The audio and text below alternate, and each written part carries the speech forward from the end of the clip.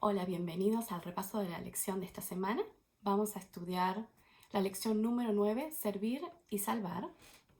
Les quiero recordar a aquellos que están viendo quizás por primera vez que no tienen que estudiar nada. Vamos a simplemente hablar de puntos importantes que encontramos en ciertos capítulos de Isaías. También si les gustan los temas o si piensan que le pueden ayudar a alguien, por favor si pueden suscribirse al canal y compartirlo de todas las formas que puedan. Así puede llegar a tener un impacto más profundo, ya que yo no puedo distribuirlo de ciertas formas, ¿verdad? Dicho sea eso, vamos a empezar con oración. Padre Señor que estás en el cielo, te damos gracias porque nos acompañas en todo momento, porque nos das la oportunidad de estudiar tu palabra y nos ofreces tu Espíritu Santo para poder discernir las palabras que tú dejas en la Biblia, y también porque abres esa avenida para que nosotros podamos comunicarnos contigo. Te pedimos que puedas abrir nuestras mentes y nuestros corazones para entender qué es lo que tú quieres decirnos a nosotros hoy.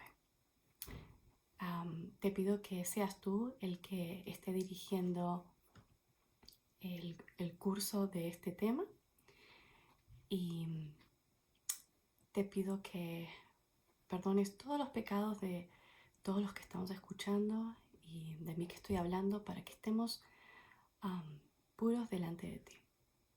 Gracias por todo, Señor. En el nombre de Jesús. Amén. Bueno, vamos a estudiar esta semana más que nada los capítulos 41, 42 y 45 del libro de Isaías.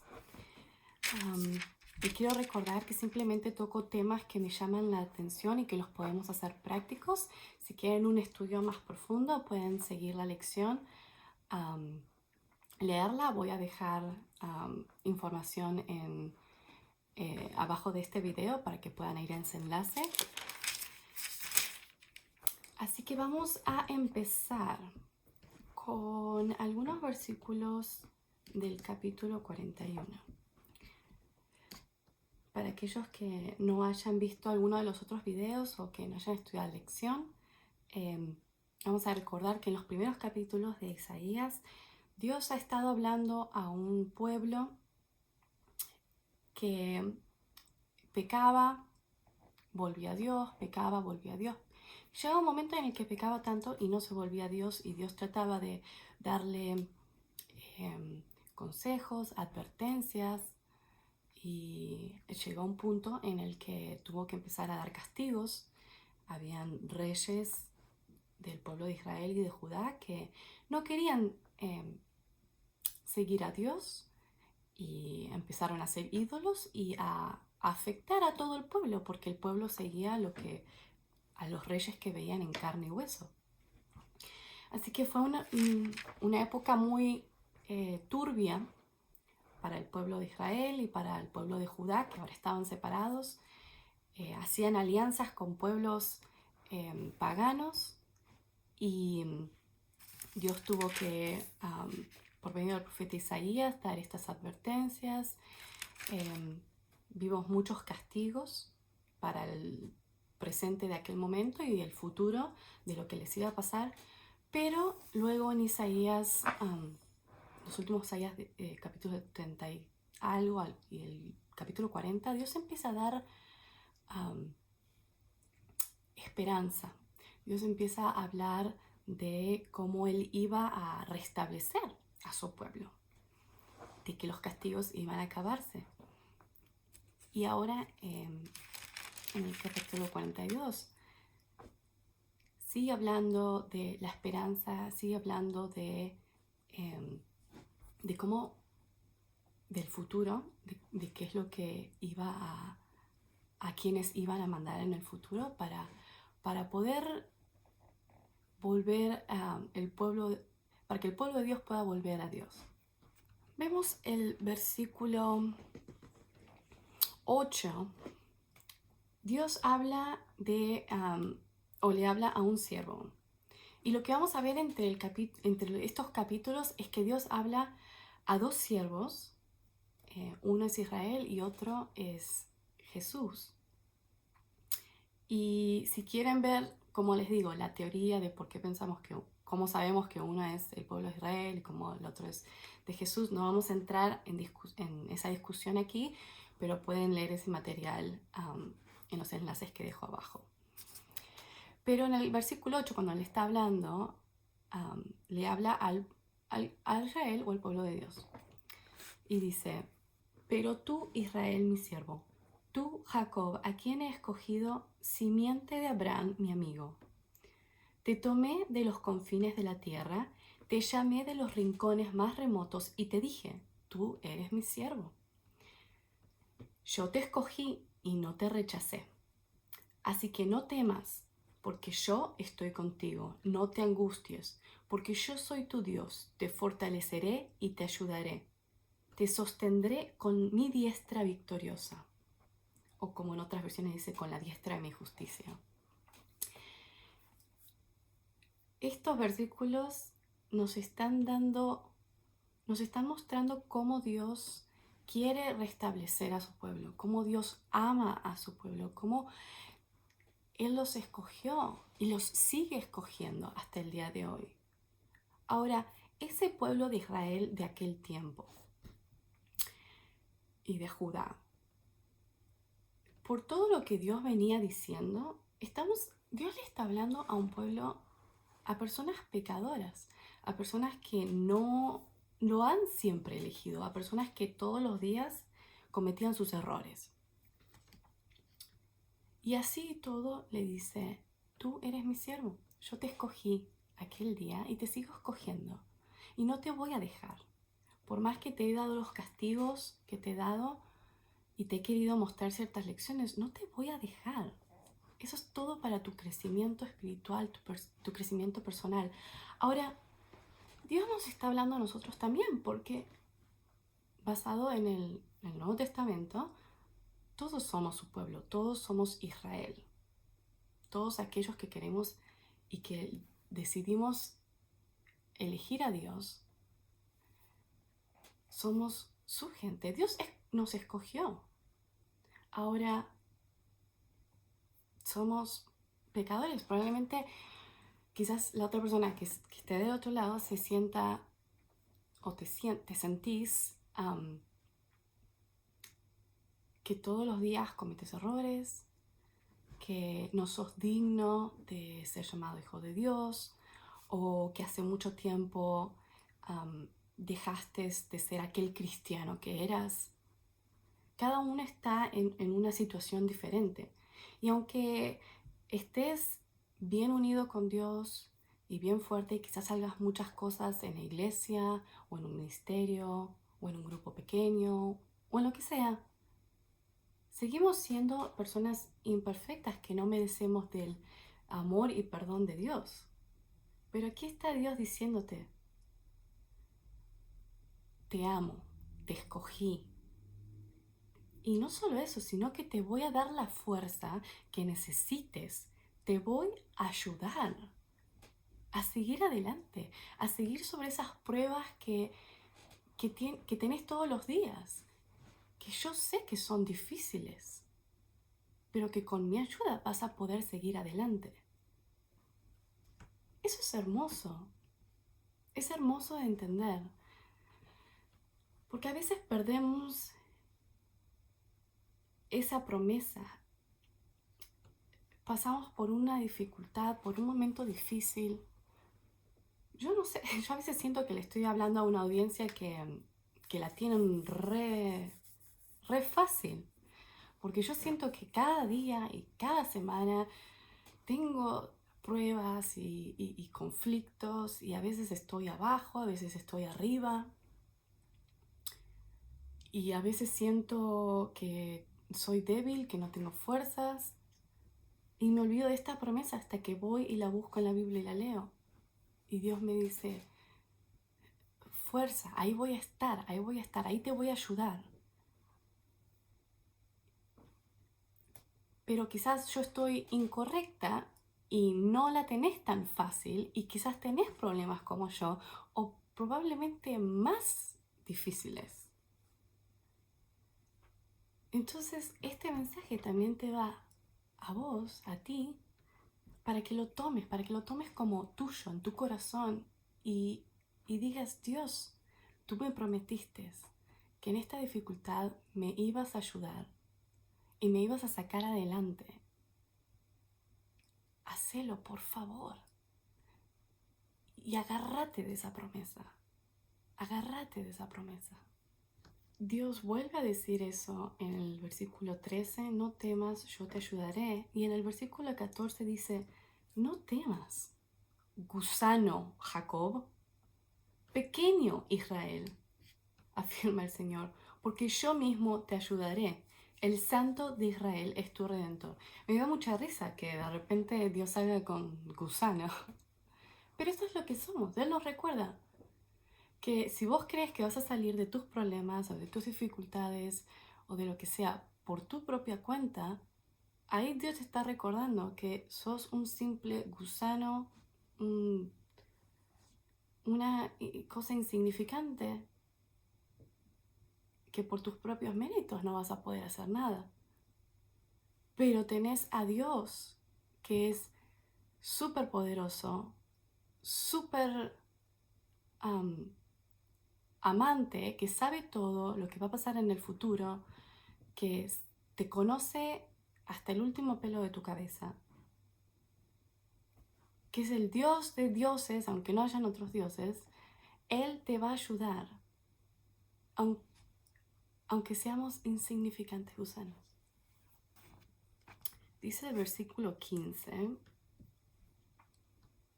yo te convertiré en una trilladora, nueva y afilada de doble filo.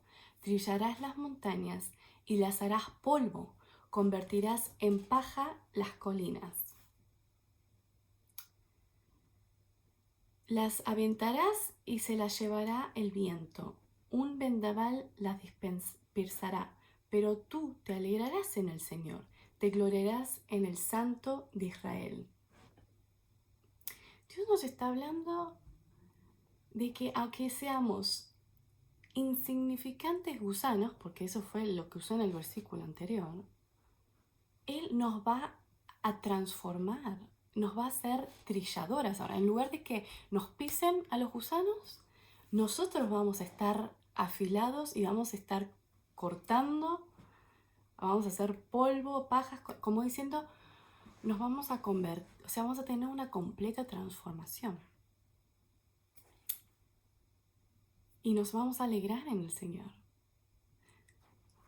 Y esto es un mensaje para todos aquellos que nos sentimos como gusanos o que nos sentimos que espiritualmente no vamos a ningún lado. Personalmente estamos estancados. Estamos buscando nuestra identidad. Dios nos está hablando a todas esas personas que todavía quizás no tenemos un propósito, o que no vemos el propósito, o que no tenemos una misión, que no tenemos una visión, que tenemos un pie adentro y fuera de la iglesia, que no estamos en constante comunicación con Él. Él nos dice, no te preocupes, porque yo voy a hacer que seas una nueva persona, te voy a transformar. Y todo lo que eras antes no va a importar.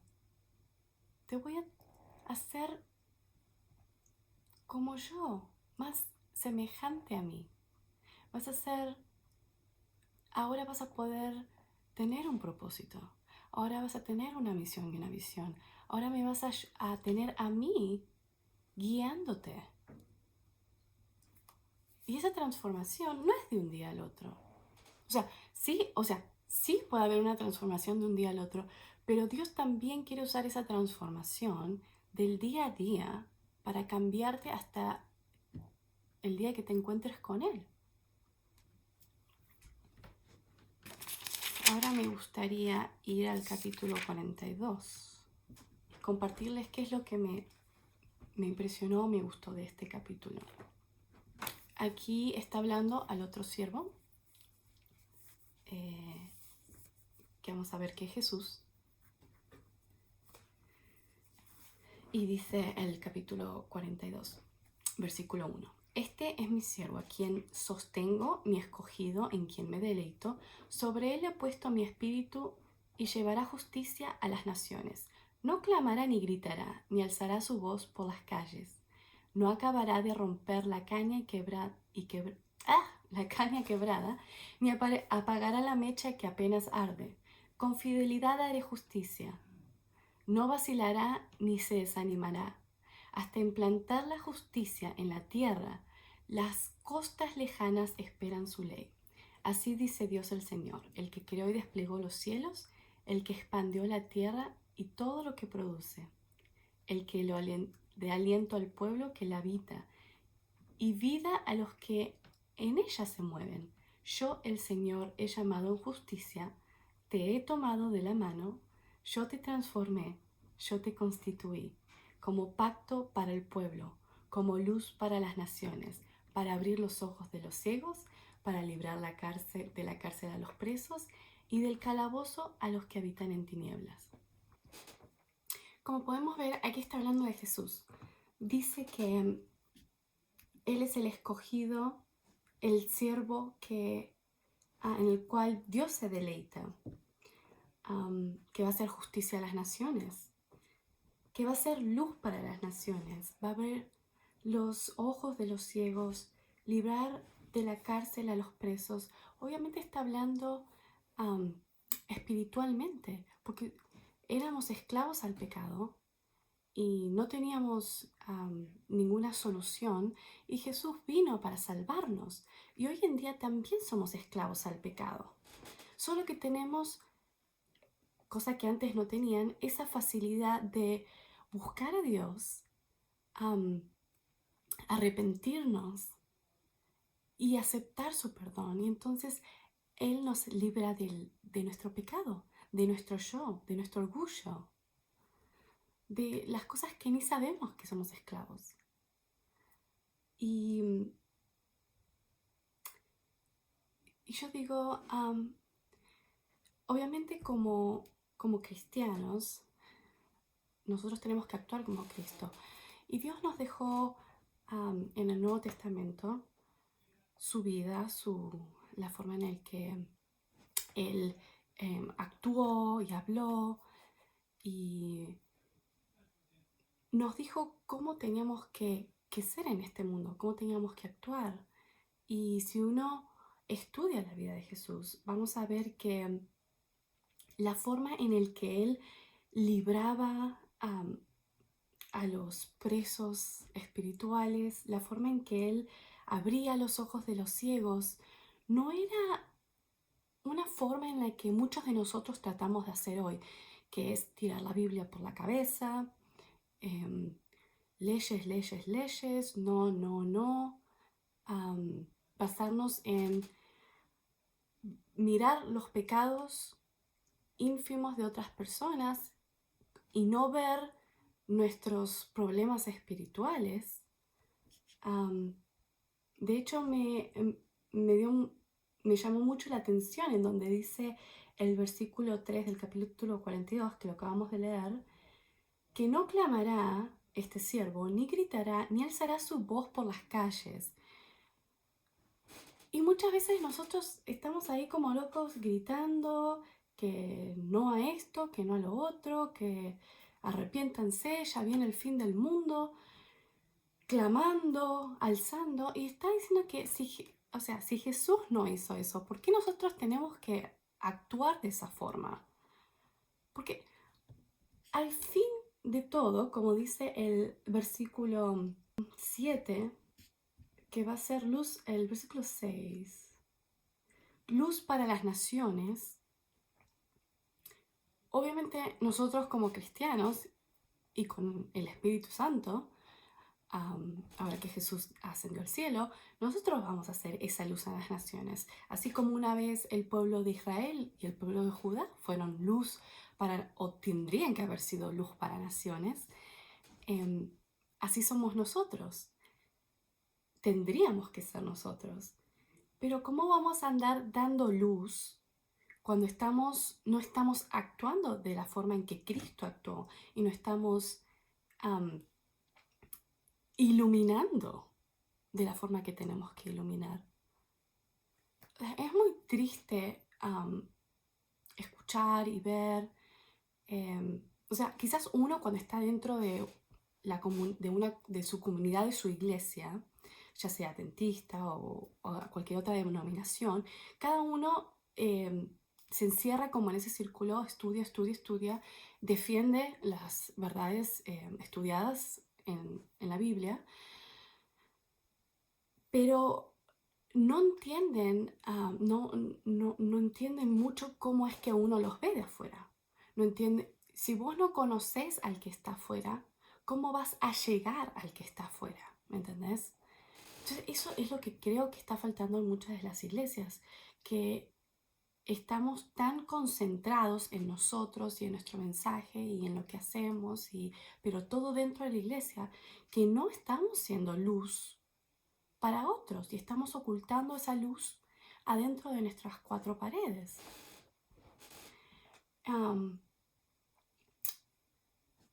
Tenemos, tenés que pensar cómo podés ser luz a una nación, porque la Biblia está, la Biblia es luz por sí misma.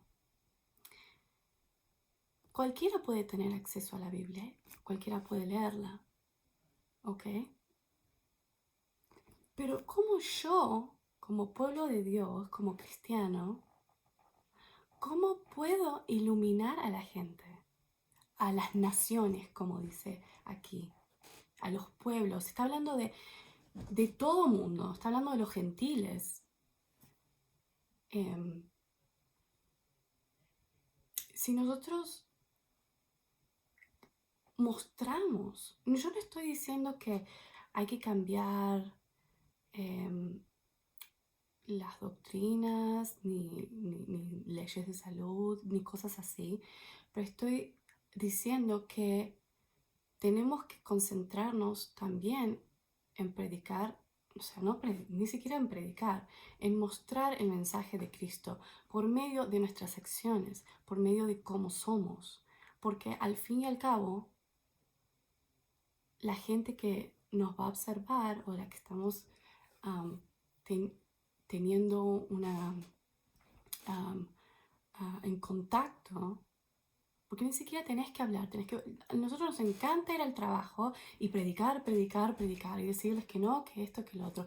Y muchas veces la única forma que salvamos almas, que agarramos almas para la iglesia, es por medio del fanatismo y por medio del, oh, mira, no sabías esto y te lo estoy mostrando y podés saber más y sos... vas a saber cosas que otras personas no conocen. Y yo he conocido a muchas personas que están en la iglesia por eso. No por la forma en que quiero ser como Cristo, quiero actuar como Cristo, quiero que otras personas se salven, quiero ayudar aunque esa persona no se bautice o nunca llegue a mi iglesia. Ese es el verdadero Cristo. Cristo caminaba por las calles y miraba con compasión y lloraba por compasión, por dolor, por ver cómo estaba esa persona a la que le estaba mirando, perdida, y buscar cómo salvarla, no cómo predicarle, cómo tirarle la Biblia por la cabeza, cómo criticarla, cómo diciéndole que toda su vida estaba mal. Ese no era Jesús, el Jesús que yo conozco, el Jesús que yo leo en la Biblia. Y como cristianos tenemos que tomar ese ejemplo.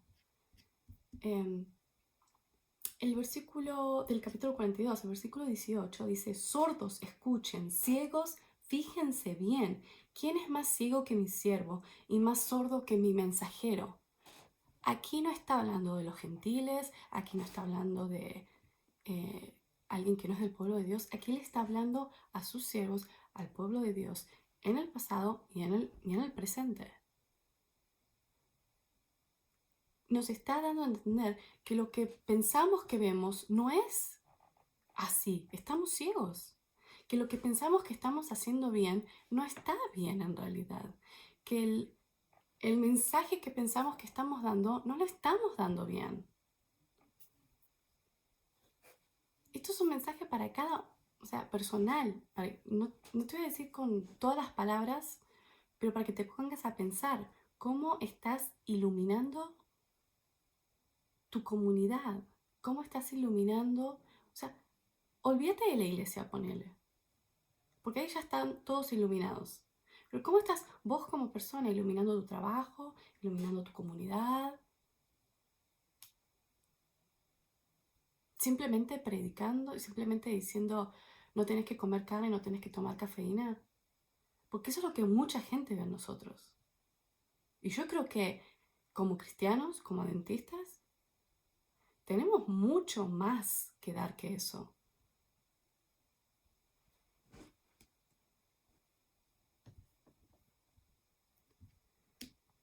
Y no estamos escuchando, estamos siendo ciegos, estamos siendo sordos.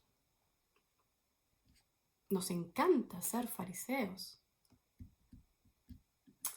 El capítulo 45,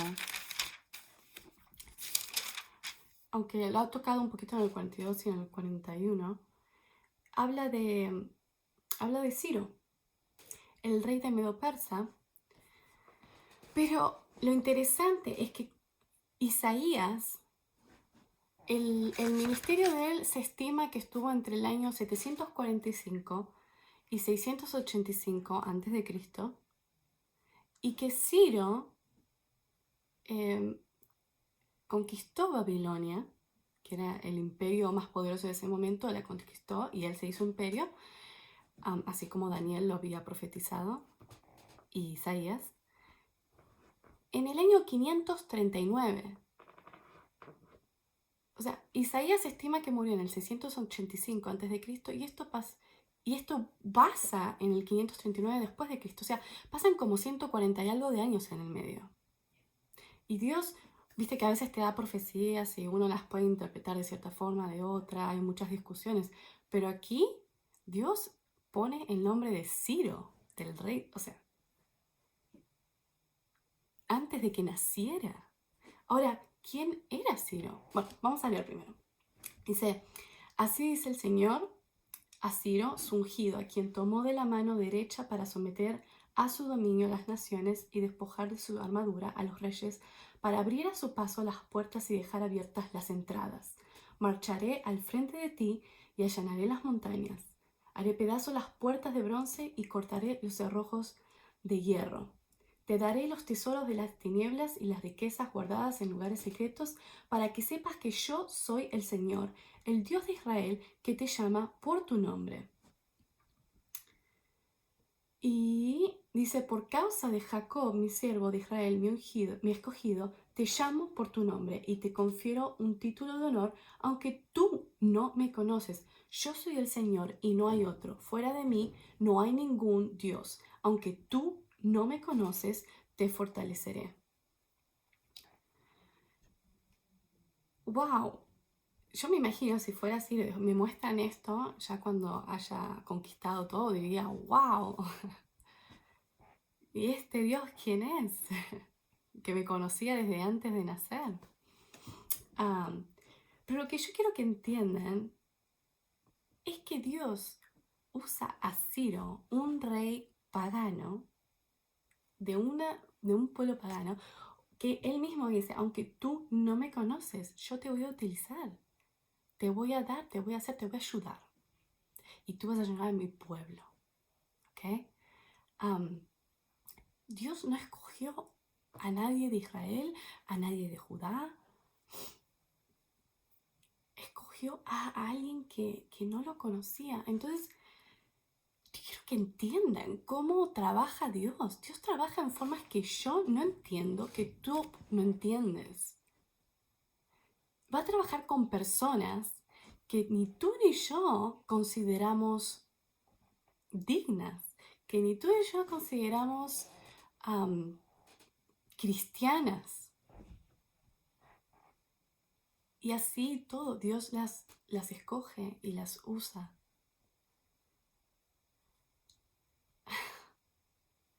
A mí estoy mencionando esto porque si uno mira cómo los cristianos, los adventistas están eh, dirigiendo en las redes sociales y hablando de políticos y que este es un esto y que este es lo otro y que quién es quién es quién. Primero que todo, ¿quién soy yo para decir quién es quién? Si Dios está dirigiendo a uno o si no está dirigiendo a otro. Porque si es cristiano o no es cristiano, si es esto o no es esto. Porque al fin y al cabo, Dios va a hacer lo que a Él se le cante la gana. Me pida permiso, no me va a pedir permiso. ¿Puede usar esta persona para llegar al fin que quiero? ¿O no nos va a pedir permiso? Y no te va a preguntar, o sea, si va a ser cristiana o no va a ser cristiana esa persona. Estoy dando un ejemplo en general, pero esto puede pasar de cualquier forma. A veces recibimos un consejo de alguien y, ay, ¿por qué no es de mi iglesia o no tiene esta posición o lo que sea, no lo voy a escuchar o no está bien lo que está haciendo? Yo, como siempre digo, no soy nadie para andar juzgando si una persona es manejada por Dios, si no es manejada por Dios, si está haciendo el bien o el mal o lo que sea. Yo tengo que estar dando cuentas de lo que yo hago y de cómo lo hago. Entonces eso como que lo quería dejar ahí porque me llamó mucho la atención que Dios usa a alguien así y que hoy en día andamos haciendo llamados de quién es el elegido o el no elegido de Dios. Hablo política, ¿no? Versículo 13, levantaré a Ciro en justicia, allanaré todos sus caminos, él reconstruirá mi ciudad y pondrá en libertad a mis cautivos, pero no por precio ni soborno. Lo digo yo, el Señor Todopoderoso, por si no te queda claro, dice. ¿Por qué? Porque puedo hacer lo que yo quiero. O sea, imagínate que en ese momento, yo me imagino que hasta Isaías habrá dicho, Señor, ¿qué vas a hacer? Pero imagínate que le estaba hablando a los fariseos, por ejemplo. ¿Qué hubieran dicho los eruditos de la ley? No, ¿cómo puede ser? ¿Pero cómo vas a mandar a alguien así, Señor? Por favor, pero ¿cómo alguien pagano nos va a liberar y va a reconstruir la ciudad y nos va a ayudar con el templo? No, no, no, no. Bueno, y dice, yo soy el Señor Todopoderoso, caso cerrado. Por eso tenemos que leer y ver, entender que Dios trabaja de muchas maneras que nunca vamos a entender, pero parar, pensar, discernir y ver que no todo a veces es como lo pensamos que es. Que no todo es de punto A punto B.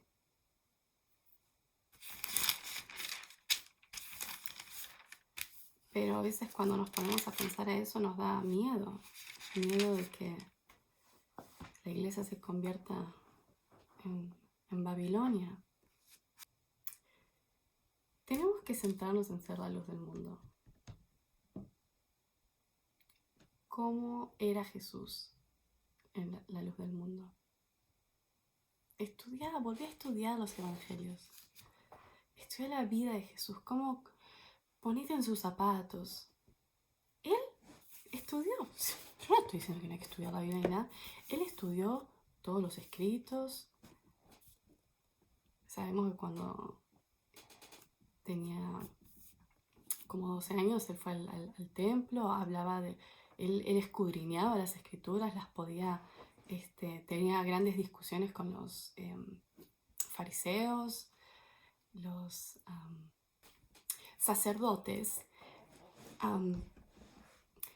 Y vemos que después, durante toda su vida, Jesús no estaba solo predicando y ese era su trabajo y listo. No, él cada vez que mencionaba las escrituras, era una que era un poquito, y trataba de relacionar todo al tiempo en el que él estaba. Trataba de atender a las necesidades físicas, a las necesidades financieras de la gente. No solo tenían que ser sus seguidores, gentiles, romanos, a todo mundo. Jesús a nadie le dijo que no. Él compartía sus lunch, sus meriendas, sus comidas con la gente más repudiada de aquel momento. Entonces, vos todo eso no tenés que solo pensado en el tiempo de antes. Tenés que pensar en este momento. ¿Quiénes son los más repudiados en este momento? ¿Quiénes son los fariseos en este momento? ¿Quiénes son los discípulos en este momento? ¿Quiénes son las María Magdalenas, las Martas, los Lázaros? ¿Quiénes son todos estos personajes de la Biblia que se relacionaban con Jesús en el día de hoy? ¿Quién era el centurión? ¿Quién era el ladrón en la cruz? Tenemos que transferir todo eso al día de hoy, traducirlo y entenderlo, porque entonces vamos a ver las Marías Magdalenas de hoy, vamos a ver las Martas de hoy, vamos a ver a los fariseos de hoy. Y vamos a entender estos mensajes mejor y vamos a saber mejor cómo caminar como Cristo. La gente está sufriendo. Sufrían en el tiempo de Jesús y siguen sufriendo ahora. La gente necesita a Jesús. La gente te necesita a ti.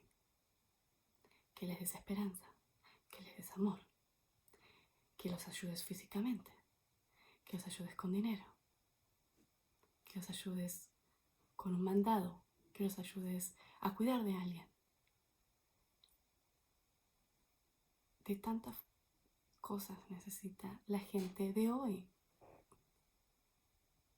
Nuestros vecinos, nuestros amigos, la gente por la que vamos caminando, la gente en donde sea necesitan de nosotros. Y lo más probable es que no vean esa luz si lo único que haces es decir, mi iglesia es la correcta, los sellos, las trompetas. Eso es para el entendimiento de uno, para entender dónde estás, para darte una identidad, pero para la luz que vas a dar ahí afuera. ¿A qué le importa al que se le acaba de... al que no cree y se le acaba de morir a alguien? ¿A quién le importa la tercera o cuarta trompeta?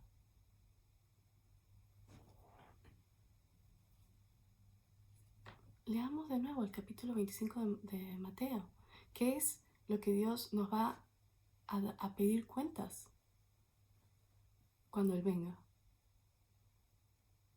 Porque nosotros vamos a pensar que le dimos a Jesús, que le hicimos a Jesús y no hicimos nada de eso, sino hicimos nada por nuestro prójimo.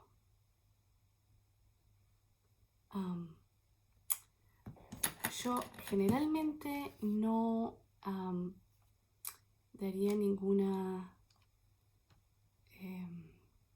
me gusta solo hablar de la Biblia, de ningún otro libro, pero me gustó mucho una parte de un texto, una cita de Ellen White que menciona la lección en el día sábado, que dice: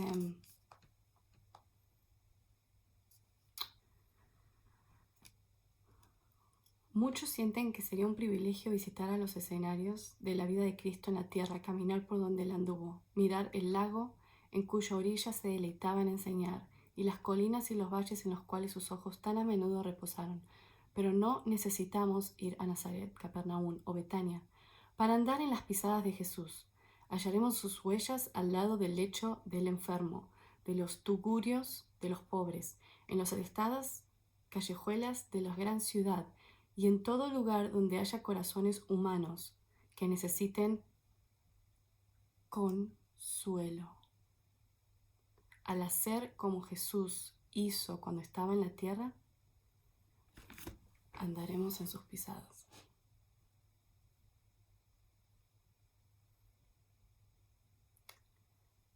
Si me preguntás a mí, que no soy nadie, si estamos haciendo esta misión de pisar en las pisadas de Cristo como iglesia, si estamos siendo la luz del mundo, si estamos reconociendo a los hijos que Dios manda, no, no lo estamos haciendo. Entonces mi oración para todos nosotros es que, bueno, podamos abrir nuestros ojos, nuestro entendimiento, nuestro corazón y podamos ser esa luz, podamos ser más como Cristo y podamos pisar en esas pisadas. Pero esto no lo vamos a hacer simplemente conociendo o simplemente queriendo. Dios es el que va a poner ese querer, ese hacer en nosotros. Tenemos que sinceramente pedirlo, tenemos que genuinamente pedirlo. No para ser un mejor cristiano, para ser como Cristo, ¿ok? No importa en qué nivel estás, no importa si estás acá arriba, estás acá abajo. Todos necesitamos más de Cristo y ser más como Él, ¿ok? Nos vemos la semana que viene, gracias por escuchar. Dios protege a todos los que estamos aquí estudiando tu palabra. Ojalá y hayas podido hablarnos de alguna forma y hacernos entender qué es lo que exactamente tenemos que hacer para ser más como ti, Señor. Gracias por todo en el nombre de Jesús. Amén.